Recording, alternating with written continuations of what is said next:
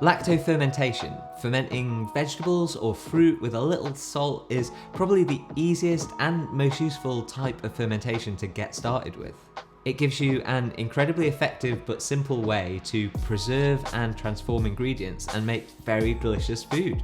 I'm going to show you the simple 2% rule that you can use to do this sort of fermentation easily and consistently.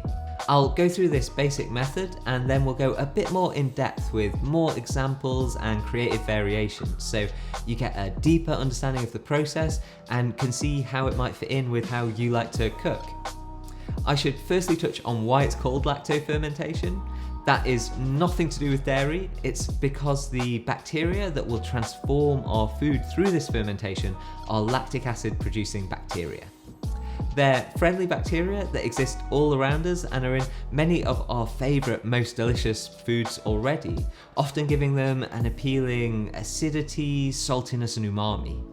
We'll come back to more detail on what's going on in this process in a moment, but first let's go through that simple 2% rule, which is all you really need to know to get started with this type of fermentation. So the 2% rule is simply that you want to ferment your ingredients with 2% of their weight in salt. That's a level that's safe, but not over salty to the point that it's unpalatable. So you need 2% salt to your ingredients, and then you also need to prepare a 2% salt brine if you're going to be adding liquid, and I'll talk about that in a second. So the simple example is, I have a vegetable I want to ferment, so I weigh it, work out what 2% of that weight is, and add that much salt. Then, assuming I'm fermenting this in a brine, I'll submerge it in a 2% salt brine. So that's made with 2 grams of salt for every 100 ml of water.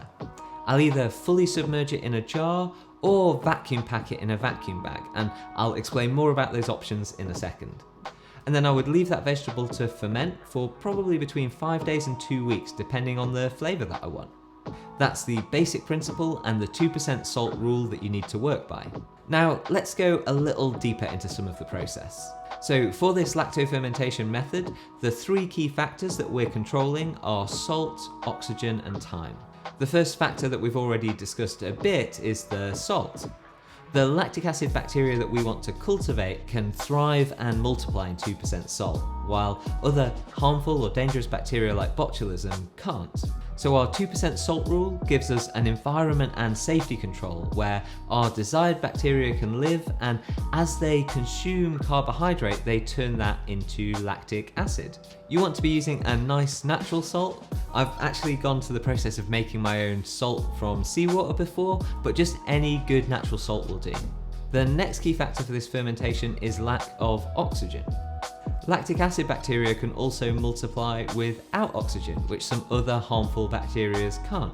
So preventing oxygen from reaching our ingredients, either by submerging them in a 2% salt brine or by vacuum packing them with their 2% salt, gives us another safety control and a microenvironment that's promoting our bacteria that we desire and not other harmful bacteria. And the food's protected while it ferments in this microenvironment we've created for our desired bacteria. If you're fermenting in a jar, the easiest way to keep the ingredients away from oxygen is to submerge them in that 2% brine and then keep them under the level of the water using a little weight. And that could be a specially designed glass fermentation weight, or you can improvise with something like an upturned lid. When you're fermenting in jars, you need to allow for some of the gas produced during fermentation to escape. So I like these little silicone lids for that, but you can also just screw on the lids not too tight so that gas can gently escape during the fermentation. When you're fermenting in vacuum bags, you'd place your ingredient and the 2% salt in the bag and vacuum pack it on full. And you may or may not want to add some 2% salt brine in there with it, depending on what you're fermenting and how you're going to use it. I try to use compostable vacuum bags as much as possible so that I'm not generating plastic waste. As your product ferments, these bags can balloon up in a way that can start to look pretty sketchy, but small amounts of gas can pass out through these bags, and so far I've never had one explode on me, although I know people that have. So if you want to, you can always vent a little bit of the gas out of the bags and then reseal them.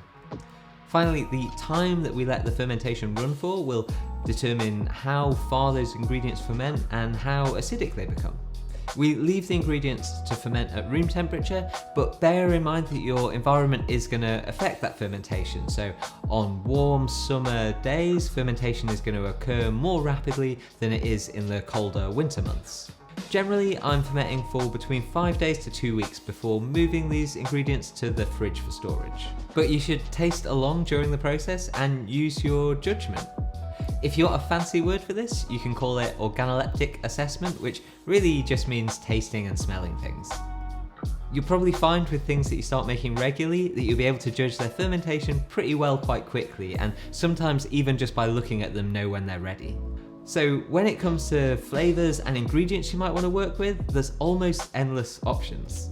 So as a rule, I use organic fruits and vegetables as much as possible, and here I actually used some beetroot from my own raised beds, and then fermented that along with the salt that I'd made myself from seawater. And that was just a cool experiment to do really, where I was able to make something where I haven't bought anything. All of this has been made with things that I've produced, and I've been engaged with the process at every step along the way. And obviously you don't have to do that, but buying good quality fruits and vegetables, ideally organic, I think is a good rule of thumb for fermentation. And you can add herbs, spices, flowers, and other flavours to your ferment, so you can get really quite experimental here. Find the things that you like, but also don't be afraid to try something new. And then once you have your finished ferments, you might want to use them quite simply as things like pickles to add salt and acidity and crunch to dishes, or just have as snacks. Or you might want to use them as part of your cooking, maybe to add acidity to sauces or complexity to dishes. I really like lacto fermented charred tomatoes, for example, as a base for a sauce with a complex and smoky flavour. And of course, things like fermented chilies are amazing for making hot sauces. And you can be quite creative. You can be pureeing things or drying them, using them in marinades and dressings. One thing I really enjoyed that I had on the menu a little while ago was lacto fermented potatoes, which I then made into a terrine that was cooked and deep fried.